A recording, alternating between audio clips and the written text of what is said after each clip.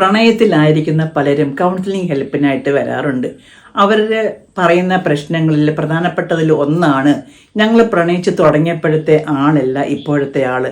അന്നത്തെ ഒരു എക്സൈറ്റ്മെൻറ്റ് ഇപ്പം ഇല്ല, അന്നത്തെ സ്വഭാവവും പെരുമാറ്റവും ഒന്നും അല്ല, അന്ന് ചെയ്യാമെന്ന് പറഞ്ഞ പലതും ഇപ്പം ചെയ്യുന്നില്ല, അല്ലെങ്കിൽ ചെയ്യില്ല എന്ന് പറഞ്ഞത് പലതും ചെയ്യുന്നു, ഭയങ്കര കൺട്രോളിംഗ് ആണ്, പൊസസീവാണ്, ഭയങ്കര ടോക്സിക്കാണ്.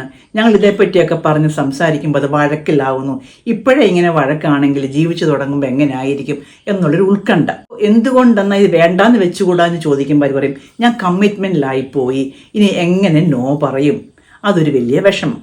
അപ്പോൾ അവരോട് ചോദിക്കും, വിവാഹിതരായ പലരും ഡിവോഴ്സ് ആവുന്നുണ്ട്, അതെന്തുകൊണ്ടാണ്? അതവർക്ക് ഒന്നിച്ച് ജീവിക്കാൻ ബുദ്ധിമുട്ടാവുന്നത് കൊണ്ടാണ്. അപ്പോൾ വിവാഹത്തിൽ ഡിവോഴ്സ് ആകാമെന്നുണ്ടെങ്കിൽ നിങ്ങളൊരു കമ്മിറ്റ്മെൻറ്റ് എടുത്ത് പോയത് കൊണ്ട് നിങ്ങൾക്കതൊരു അപകടകരമായ ഒരു ബന്ധത്തിലേക്ക് പെട്ടുപോകും എന്ന് തോന്നുന്നുണ്ടെങ്കിൽ എന്തുകൊണ്ട് നോ പറഞ്ഞുകൂടാ? അപ്പോഴാണ് അവർക്ക് ആ തരത്തിലൊരു ഇൻസൈറ്റ് ഉണ്ടാവുന്നത്.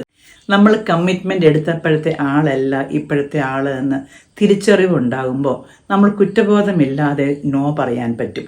അതുപോലെ തന്നെ നമ്മുടെ ജീവിതം ഇത് ദുരിതമാകും എന്ന് നല്ല ബോധ്യം വന്നുണ്ടെങ്കിൽ അതിൽ കടിച്ചു തൂങ്ങിക്കിടക്കാതെ അതിൽ നിന്ന് രക്ഷപ്പെടാനായിട്ട് നമ്മൾക്ക് കഴിയണം.